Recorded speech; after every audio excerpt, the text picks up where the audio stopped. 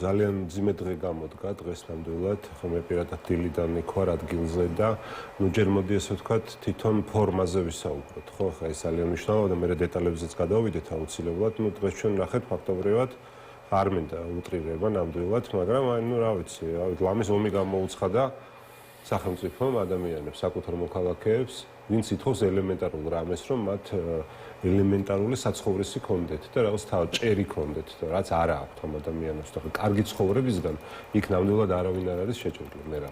აქ კერძო საკუთრების თემის შემოყვანა, რა თქმა უნდა, ეს არის პირდაპირ ხელისუფლების გეგმა, რომ ინტერესები და ფოკუსი გადავიდეს კერძო საკუთრებაზე. რა თქმა უნდა, ჩვენც ყოველთვის ვართ მომხრე კერძო საკუთრების უფლების დაცვის და კერძო საკუთრების უფლება უნდა იყოს დაცული ამ ქვეყანაში, მაგრამ ამავე დროს ადამიანის უფლება უნდა იყოს დაცული და ადამიანის უფლების ასეთი უხეში ხელყოფის ხარჯზე კერძო საკუთრების დაცვას მე მგონი ვერავინ ვერ შეეგუება ამ ქვეყანაში, ხო?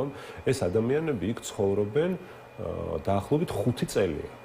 5 წლის წინ სანამ ეს ადამიანთა ეს ჯგუფი შევიდოდა იმ ტერიტორიაზე და დასახლდებოდა და ეს ადამიანები თავადაც არ უარყოფენ რომ უკანონოდ არიან შეჭრილები, რა თქმა უნდა, და არც იმას ამბობენ რომ ახლა ჩვენ აქ უნდა ვიყოთ და ფეხს არ მოვიცვლით აქედან, რა თქმა უნდა, უბრალოდ ისინი ამბობენ რომ რაღაც ალტერნატივა უნდა შესთავაზოს სახელმწიფომ, იმიტომ რომ ფიზიკურად სხვა წასასვლელი არ აქვთ.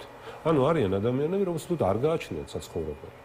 და ნუ ახლა სახელმწიფო რა თქმა უნდა ვალდებულია რომ ისინი რაღაცნაირად დააკმაყოფილონ. ახლა ქირაზე რო კითხულობდი კალაძის განცხადებას, ეს არის საუბარი 3 თვეზე 700 ლარი, ხო წარმოიდგინეთ 3 თვეზე, 3 თვეში წყდება და მე ამ ადამიანებმა თავისთავად უნდა მიხედონ. საუბარია მრავალშვილიან ოჯახებზე, ხა ერთი ქალბატონი ჩვენ სხვათა შორის 2 თვეა უკვე დავდივართ იქ, რომ იცოდეთ, რომ რატო ამბობ ამას, რომ ეს ისტორია კარგად ვიცით, აი ყველა ოჯახის თუ არა, ყოველი მეორე ოჯახის ისტორიას პირადად ვიცნობ რა, რამ მდგომარეობაში არიან. 5შვილიანი ოჯახები, უფრო მრავალშვილიანი ოჯახები, შშმ პირები ყავთ, მოხუცები არიან, საკუთარი სახსრებით გაარემონტეს ის ოთახები, სადაც ცხოვრობენ. ზოგმა სესხი აიღო, ზოგმა რაღაცნაირად მოახერხა საკუთარი ხელით. ეზო იყო სრულიად გაუვალი და განადგურებული, ისიც მოაწესრიგეს.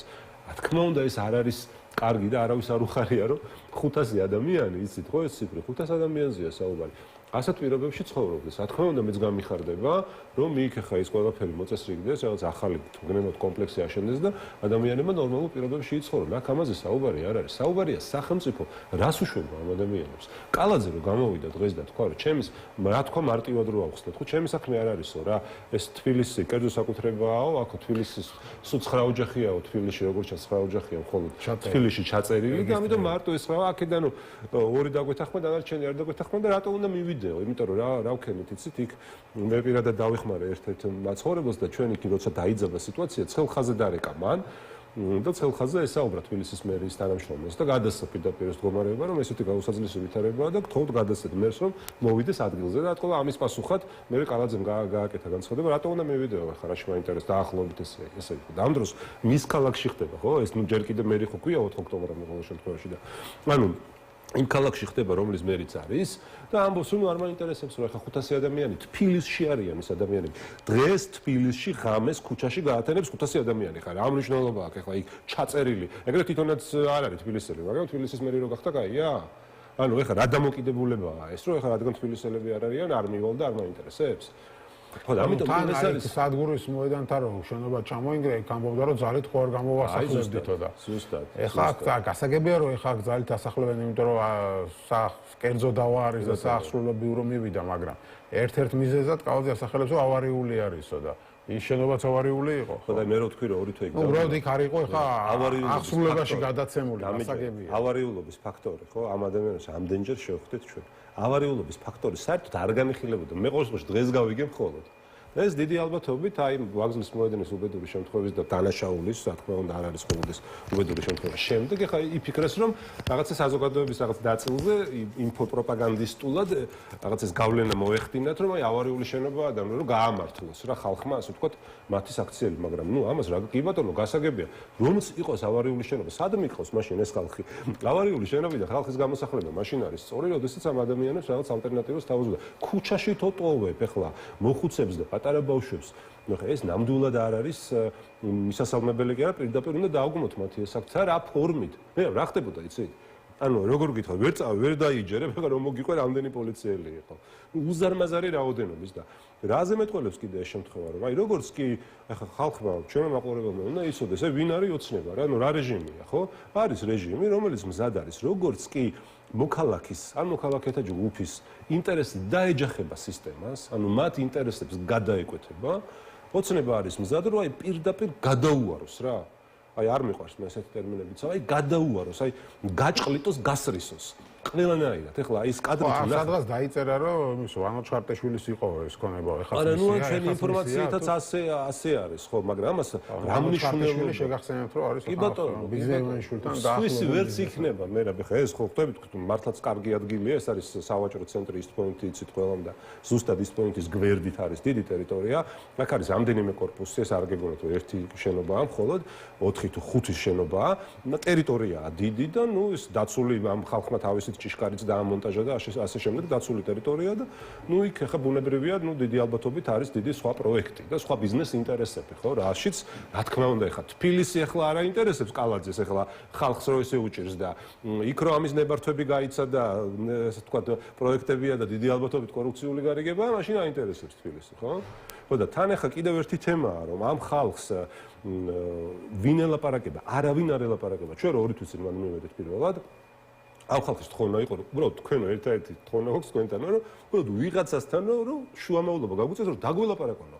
სახელმწიფო საერთოდ არ გველაპარაკება არავინო და კერძო მფლობელის წარმომადგენელსაც კი ვერ პოულობთ საერთოდ არ ვიცით ვის ველაპარაკოთ. ერთ-ერთი ვიცით რომ საქმე აღზრულია, სასამართლო მიდის და ნუ რაღაცა ჩვენი გასახლება იგეგმება. ამიტომ აი გაუსაძლისი ვითარებაა. მე რა აი ნამდვილად ახლა ეს ფორმები რაც დღეს იქ ვიხილეთ ახლა მე თუმეტეს ჩემ თვალწინ დააკავეს რამდენიმე ადამიანი, შემდეგ ქალბატონი რავალშვილიანი ქალბატონი ახლა ბოლოს ის ბიჭი რომელიც ტანზე ასე ვთქვათ შემოიხია უკვე სიბრაზისგან მაისური თუ ნახეთ ეს კადრები საშინელი კადრებია ხო და პირდაპირ რომ ხელში წვდნენ პოლიციელები და დააკავეს ისიც რომელიც იყო ერთ-ერთი აქტიური აი ამ მოსახლეობიდან და იცავდა ამ ადამიანების უფლებებს და ნუ უბრალოდ წარმოუდგენელი სანახაობა როგორ ექცევა ოცნება ადამიანებს რა და თან ახლა რას დაემთხვა ეს რომ გუშინ კალაძე იმედზე იჯდა მე მოქმედი მერი ვარო და გადაწყვეტილი მაქვს რომ კვლავ ვიყარო კენჭი თბილისის მერად ხო და კანდიდატი ვიყო და ფაქტიურად რა გააკეთა დღეს ამით დაიწყო კამპანია ეს რატო გააკეთეს ნუ წარმოუდგენელი რა რა შეაწყობდა წინა საარჩევნო აი ვერ ხვდები აქ ამათ უკვე ვეღარ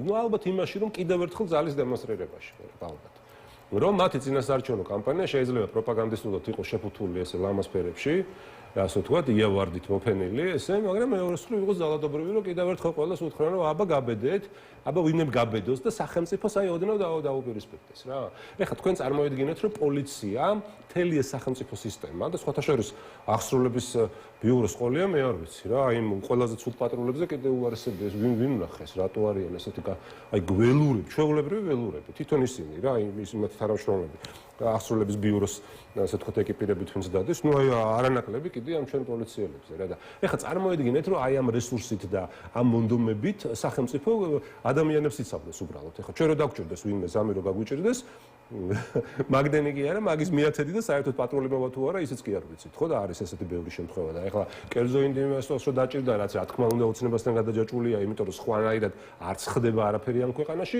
იქ მთელი სახელმწიფო სისტემა და რა ვიცი განსაკუთრებული მობილიზება აქვს გამოჩენილი და ამიტომ მე იქიდანაც მოუწოდე მე რა რამდენიმე ლაივ ჩართო არ მოგორდა როგორ არაფერი ტყუილია ეს ყველა დათანხმდენო ამ წელს არა შეიძლება რამდენიმე ოჯახი მხოლოდ არა ყველა დათანხმდა ვინც არისო ვინც მუდმივად ცხოვრობს აქო ვინც მუდმივად ეგ არ ვიცი რა სტეშონ ვიღაცები აი მანდაც რაღაცა მზაკვრობას აქვს ადგილი იმიტომ რომ ხა ჩვენ რო იქ დავდივართ ეს ორი თვე რა ვიცი 120 ოჯახია რეალურად მართლა რო ვიკრიბებიან ხოლმე საღამოს მარტო ფიზიკურად ვხედავ მე თვალით რო დაახლოებით 100-ზე მეტი ადამიანია ხოლმე შეკრებილი და ხა ნამდვილად არის რაღაცა ხრიკი იქნება იმიტომ ჯერ ერთ ეს მუდმივად ცხოვრებაც რას ნიშნავს ესეც კიდევ ცალკე საქმე ნუ სავარაუდოდ ამით მიანიშნებენ რომ ის დანარჩენებს სხვა საცხოვრებელიც აქვთ და უბრალოდ ნუ პარალელურად ცდილობენ რომ აქ აქაც მოიპოვონ ეს საცხოვრისი უფლება, მაგრამ არ არის ეს. აუცილებლად უნდა გკითხოთ თქვენ სანამ დაგემშვიდობებით ამ ჩორჩანას თემაზე თქვენი პარტიის ლიდერთან დაკავშირებით იცით გამოძიება არის და ეს დღეებია დაკითხვები მიმდინარეობს, რამდენი ადამიანი დაიკითხა, მათ შორის მაგალითად ეხლა დაზვერვის სამსახურის ყოფილი უფროსი, ბატონი სუჯაშვილი, რომელიც ამბობს, საგუშაგოს გახსნასთან დაკავშირებით ინფორმაცია არ მქონდა. მედიით გავიგე, კარგი იქნებოდა, მანამდე ვცოდნოდაო, ის ამბობს, საგუშაგოს გახსნასთან დაკავშირებით ინფორმაცია არ გამარჯვდა. საგუშაგოს გახსნის მოსახლეობა რთულ სიტუაციაში ჩავარდა. რუსეთის ფედერაციამ დამატებით საგუშაგოები გახსნა და სამეთვალყურო საშუალებები დაამონტაჟა. ეს ჩემთვის ძალიან დიდი პრობლემაა. ამის შესახებ განაცხადა ბატონმა სუჯაშვილმა, მისი თქმით, მიუხედავად იმისა, რომ საგუშაგოს გახსნასთან დაკავშირებით მას ინფორმაცია არ ქონია, ეს პრობლემას არ წარმოადგენდა, რადგან ამ ინფორმაციის დაზვერვის სამსახურისთვის მიწოდება სავალდებულო არ იყო, ამბობს ის.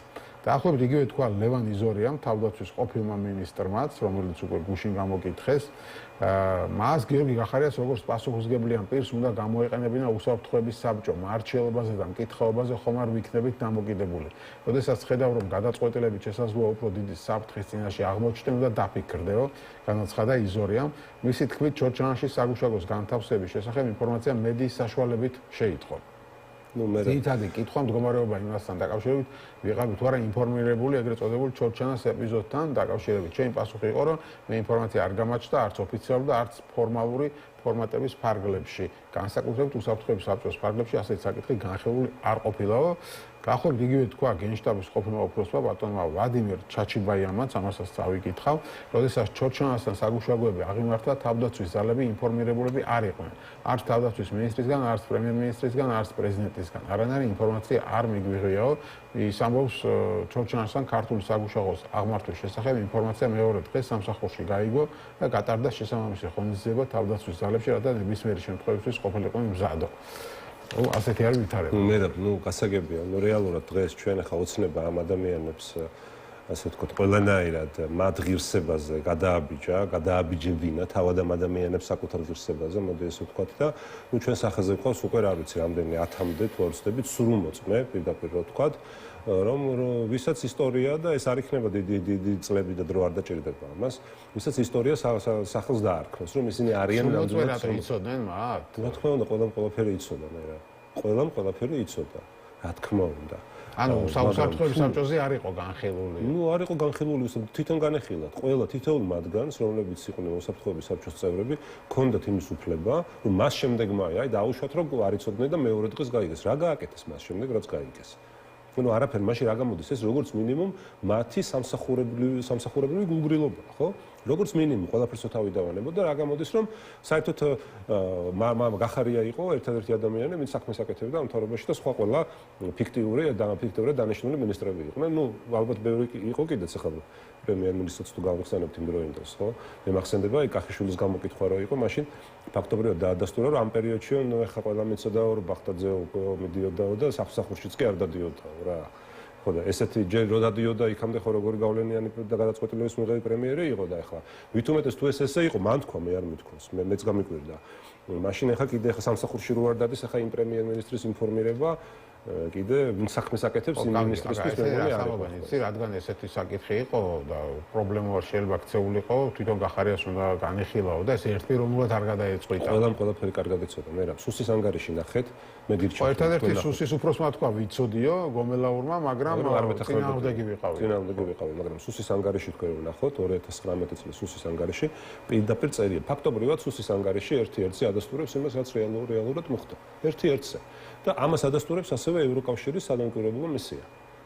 და ეს ხალხი უბრალოდ მხოლოდ ყუილებს ლაპარაკობენ. ეს არის ყუილი, რომ დღევანდელი ოცნე ხა მაშინაც იყვნენ ივანიშვილის მონები და მარიონეტები და დღესაც ეთყობა იმდენად არიან, ასე ვთქვათ, იმდენი ვალდებულებები აქვთ ოცნების და ივანიშვილის მიმართ, რომ მოძულებული არიან, ასეც ისინი ეუბნებიან, იგივე გაიმეორენ თუ ტიყუშებივით ერთი და იგივე სიმეორებენ, არ ვიყავ ინფორმირებული რა. და ეს დღევანდელმა ამ დაზვერვის უფროსმა კიდე ერთი თვითონაც ვეღარ გააკონტროლა თავის სიტყვები და თუმცა რატო უნდა ყოფილიყავიო ისიც დაამატა, მაგრამ ეს ეთყობა ამაზე საყდურსაც მეიერებს, მაგრამ იმიტომ რომ არც იყო გასაკვირიო რომ არ ყოფილიყავი ინფორმირებული ამ საკითხზე. ყველაფერი კარგად იცოდა. მე ამას საერთოდ რა მნიშვნელობა აქვს? თავარი არის ერთი რამ.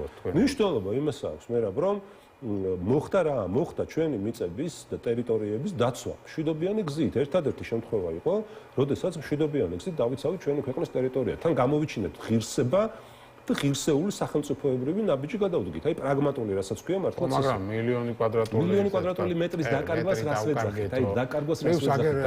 როგორ თქვა სუჯაშვილმა თუ აღარ მახსოვს იზორიას კომენტარში იყო რომ იქ რუსებმა საგუშაგოები ჩადგეს, სათვალთვალოები დააყენეს და ეს პრობლემა გახდა. საოკუპაციო ხაზი არის თუ არა იგივე ადგილას? საოკუპაციო ხაზი არის იგივე ადგილას, სადაც იყო და აქ იყო რეალურად საფრთხე საოკუპაციო ხაზის გადმოწევის.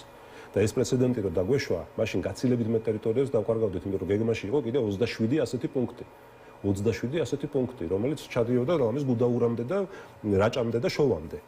და რა თქმა უნდა, ამის არ დაშვება იყო სახელმწიფოებრივი ნაბიჯი და ეს გააკეთა გიორგი გახარიამ და ამას არ პატიობენ ისინი. რეალურად ეს საქმე, პროკურატურის საქმე, რაც არის გაგრძელება პარლამენტის ეგრეთ წოდებული საგამოძიებო კომისიას, არის იგივე საქმე, რაც დაიწყო თავის დროზე დე-ფაქტო მარიონეტული რეჟიმის ეგრეთ წოდებულმა პროკურატურამ და იქაურმა კიდე ეგრეთ წოდებული პარლამენტის საგამოძიებო კომისიამ.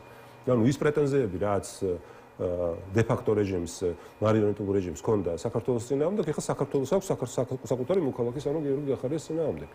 და ეს არ არის აქ ყველაზე მთავარი რა არის ისიც მე რა რომ ჩვენ ხედავთ რა რეალობაა რომ ოცნება მზად არის აი საკუთარი პოლიტიკური პირადი ანგარიშსწორების გამო და ეს არის რა თქმა უნდა პირადი ანგარიშსწორება ხო გახარიასა პირადი ანგარიშსწორების გამო აი სახელმწიფო ინტერესები ფაქტიურად აი საერთოდ ბოდიში და ფეხებზე დაიკიდოს რა რეალურად იმიტომ რომ ის განცხადებები რაც კეთდება პირდაპირ ურტყავს ჩვენი ქვეყნის ტერიტორიული მთლიანობის და ზოგადად სახელმწიფო ინტერესებს იმიტომ ფაქტობრივად ეს ადამიანები აღიარებენ აი პირდაპირ გადაულოცეს ეს მიწა რა თორე ესე უკონტროლო მიწა რამდენია თქვენ რამდენჯერ გექნებათ გაშუქებული რომ ჩვენი ისინი მოქალაქეები გადადიან ზოგს იჭერენ ზოგს აპატიმრებენ ზოგს უკან აბრუნებენ და ასე შემდეგ ეს მიწები ამ საოკუპაციო ხაზის გასწრო ასე უკონტროლოა ყველა უამრავი მიწა და მაშინ რა გამოდის რომ ესეც დავკარგეთ რა თქმა უნდა არ დავკარგეთ და ესენი გამოდიან და იძახიან დავკარგეთო და არ არის ამ დროს დაკარგული ხდებით რა შეასახმო თვითონ აღიარებენ რომ ანუ ხო დროებით ნუ ფაქტობრივად გადასცეს და აჩუქეს გახარიას გამო და ნუ ეხლა რა მით უმეტეს ეხლა იმ კომისია ხო სრული კრახი განიცადეს ეხლა იმ მეორე ჩართვის გამო ამას მოყვა მე ის 20 ივნისის საქმე იმიტომ რომ არ აკმაყოფილებთ ეხლა ეს ერთი ხდებიან რომ საკუთარ არ შეუწყვეტია ჩორჩანს დაამატეს 20 ივნისის გამოძიება იბა დაამატე შეიძლება კიდე რაღაც დაამატო თუმცა პრემიერ-მინისტრმა ერთ-ერთ ინტერვიუში ბატონმა კობახიძემ თქვა რომ სად გაიქცევეს გახარიაო კაცო არჩევნებამდე მაინც ვერ მოესწრებოდა ამ საქმეების გამოძიებაო ანუ არჩევნებამდე არ დავიჭერთო და დავიჭერთო ხო დავაგებულია ხო ყველაფერი არა უშავს ვარაფერებს ჩამოსვლა აი ნახოთ ხო ეხლა ჩვენ თქვენ ხო იცით რომ ეს არ არის პირდაპირ ამასთან კავშირში ის არის ევროპაში ძალიან დიდ მნიშვნელოვან საქმეს აკეთებს ხა ეს ვიზა ლიბერალიზაციის შეწყვეტის პროცესი რომ გადაიდო რა თქმა უნდა არის მისი დიდი დამსახურება თორემ საგარეო საქმეთა მინისტრებს ყველას პირადად შეხვდა და დაარწმუნა რომ არ შეიძლება ქართული ხალხი დაისაჯოს ოცნების რამდენიმე მაღალჩინოსნის ამ მოღალატეობრივი, ასე ვთქვათ, დანაშაულების გამო და ნუ თუ ვინმე სანქცია ეკუთვნის, ეს პირობებში ეკუთვნის ოცნების მაღალჩინოსნებს და ნუ ეხლა მესმის რომ შეიძლება ბოლომდე ჩვენ ეს ვერ დავიცვათ, იმდენად სხვა გზას აღარ უტოვებენ, ხო? უკვე უტოვებს ოცნება ჩვენს ევროპელ პარტნიორებს, მაგრამ ყველაფერი ეს არამ ბოლო შანსი იარსებებს, უნდა გავაკეთოთ რომ ეს რეჟიმი შენარჩუნდეს, იმიტომ რომ ამ რეჟიმის, ასე ვთქვათ, შეჩერება ეს გარდა იმისა, რომ ძალიან ბევრ პრობლემას შეუქმნის ჩვენი ქვეყნის მოქალაქეებს, მათ შორის პირდაპირ ეკონომიკურ პრობლემებს და ასე შემდეგ არ არის ეს მარტო სამოგზაურო კომფორტი, ამასთან ერთად ეს არის პოლიტიკური სერიოზული დარტყმა, ხო? ანუ რეალურად იმ ვითარებაში, როცა სომხეთმა ამის გადაგვისწრო და აზერბაიჯანმა კიდე უფრო მეტად, საქართველო არის ქვეყანა, რომელსაც ეს მონოპოლია ესე ჰაერში გაატანა ოცნებამ, ხო? და ამას მე შეიძლება მოყვეს თავისუფალი სავაჭრო რეჟიმი გვაქვს იცით, ხო, ევროკავშირთან. ასოცირების შეთანხმება გვაქვს. ზოგ კანდიდატი ქვეყნის სტატუსი გვაქვს, მას უკვე ყველაფერს თავი დავანებოთ და ახლა როგორ შეიძლება ამ ვითარებაში უვიზო რეჟიმის გადახედვა საერთოდ, მაგრამ სხვა გზას არ უტოვებენ ახლა კალაძე გამოვიდა და თქვა რომ ჩემი გადასაწყვეტება იყოს ევროკავშირის საერთოდ გავაგდებდიო ეს სიტყვა თქვა პირდაპირ და ეს ადამიანი აპირებს კიდე მესამე ვადი თბილისის მერობას თუმცა ერთი კვირით გადადეს პრეზენტაცია და რატო არ ვიცი მერობის კანდიდატი დღეს უნდა წარედგინათ ხო დიდი იმედი მაქვს რომ ერთი კვირით გადადო ოცნებამ კალაძემ თქვა რომ მე ვიქნებიო მაგრამ ოცნებამ გავრცელა განცხადება რომ ტექნიკური მიზეზითო გადავდეთო ერთი კვირით ნენა ორი პრობლემა აქვს ამ ქვეყანას ну, ბევრი პრობლემა აქვს და ორი გამოკვეთილი პრობლემა. პირველი, იმიტომ რომ ეს გამოსახლება დაემთხვა, არ ვიცი. პირველი შეიძლება. პირველი, ეროვნული ინტერესების ღალატი და ამ ქვეყნის საგარეო კურსის სრულად შემოტრიალება ევროპიდან რუსეთისკენ. ეს ერთი და მეორე კორუფცია. ну, ძირითადი პრობლემები დავასახელე. ერთშიც და მეორეშიც ჩემპიონია ეს კაცი. აი ჩემპიონი რა, ჭყალებში. გასაგებია. და ეხლა ამ კაცის მერობა თუ მათთვის რამეს ნიშნავს, კი ბატონო, ყავდეთ ღმერთმა შეარქვეთ. მადლობა გადაცემაში სტუმრობისთვის, გიორგი შარაშიძე, პარტია გახარია საქართველოსთვის ერთ-ერთი წევრი იყო ჩვენი სტუმარი.